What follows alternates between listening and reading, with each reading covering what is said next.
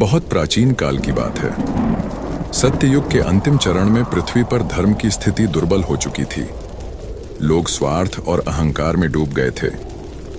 यज्ञ, तपस्या और वेदों का ज्ञान धीरे धीरे क्षीण हो रहा था। देवताओं और ऋषियों ने भगवान विष्णु से प्रार्थना की कि वे पृथ्वी की रक्षा करें।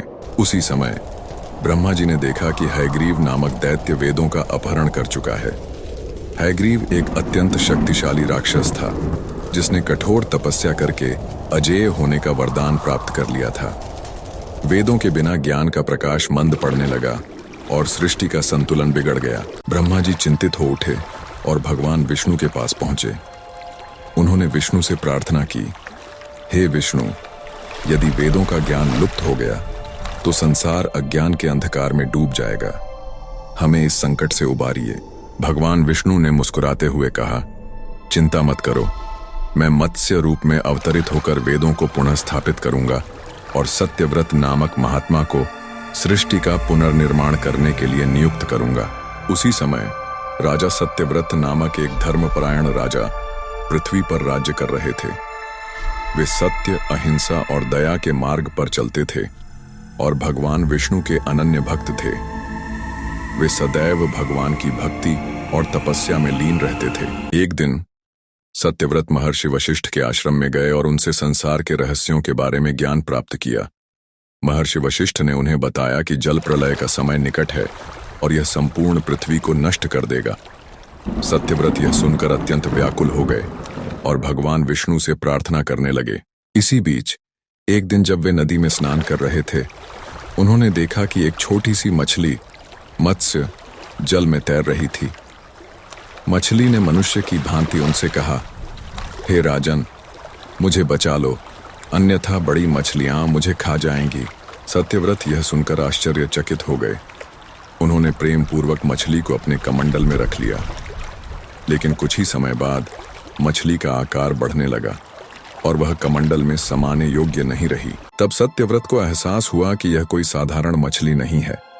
उन्होंने हाथ जोड़कर प्रार्थना की, हे प्रभु, आप कौन हैं? कृपया मुझे अपना वास्तविक स्वरूप दिखाइए।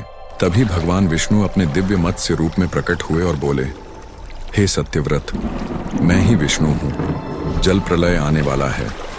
7 दिनों के भीतर संपूर्ण पृथ्वी जलमग्न हो जाएगी। मैं तुम्हें इस प्रलय से बचाऊंगा और तुम्हें अगले युग के मानवों का मार्गदर्शक बनाऊंगा। राजा सत्यव्रत ने भगवान के चरणों में गिरकर आभार व्यक्त किया। सत्यव्रत को भगवान विष्णु ने निर्देश दिया कि जब प्रलय आरंभ हो तो वे सप्तर्षियों और सभी महत्वपूर्ण जीवों को एक नाव में ले जाएं। वे एक विशेष नाव भेजेंगे जिससे पृथ्वी का जीवन पुनः आरंभ हो सकेगा। जैसे ही 7वां दिन आया, भयंकर वर्षा होने लगी। समुद्र अपनी सीमाओं से बाहर निकलने लगा। नदियां प्रचंड वेग से बहने लगीं। धीरे धीरे पूरी पृथ्वी जल से ढक गई। पर्वत डूब गए, नगर ग्राम जलमग्न हो गए और समस्त जीव जंतु त्राही त्राही करने लगे। तभी आकाश से एक विशाल नाव प्रकट हुई। सत्यव्रत ने सप्तर्षियों, औषधियों, बीजों और कुछ चुने हुए जीवों को उस नाव में चढ़ाया।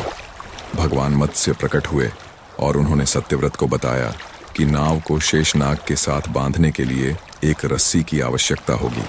सत्यव्रत ने तुरंत नागराज वासुकी को बुलाया, जिन्होंने अपनी देह को नाव के चारों ओर लपेट दिया। नाव के सुरक्षित होने के बाद भगवान मत्स्य ने गहरे समुद्र में गोता लगाया और हयग्रीव राक्षस को खोज निकाला। हयग्रीव ने वेदों को अपने पास छिपा रखा था और सोच रहा था कि अब कोई भी देवता उसे हराने में सक्षम नहीं होगा। भगवान मत्स्य ने हयग्रीव को ललकारा और भयंकर युद्ध हुआ। अंततः भगवान विष्णु ने उसे पराजित कर दिया और वेदों को पुनः प्राप्त किया। प्रलय समाप्त होने के बाद भगवान ने वेदों को ब्रह्मा जी को लौटा दिया, जिससे संसार में पुनः ज्ञान और धर्म की स्थापना हुई। जब जल धीरे धीरे कम होने लगा, तब नाव हिमालय की चोटी पर रुक गई। सत्यव्रत और सप्तर्षियों ने भगवान विष्णु की स्तुति की। भगवान विष्णु ने सत्यव्रत को आशीर्वाद दिया और कहा, हे सत्यव्रत, अब तुम वैवस्वत मनु के रूप में जाने जाओगे और नई मानव सभ्यता की स्थापना करोगे।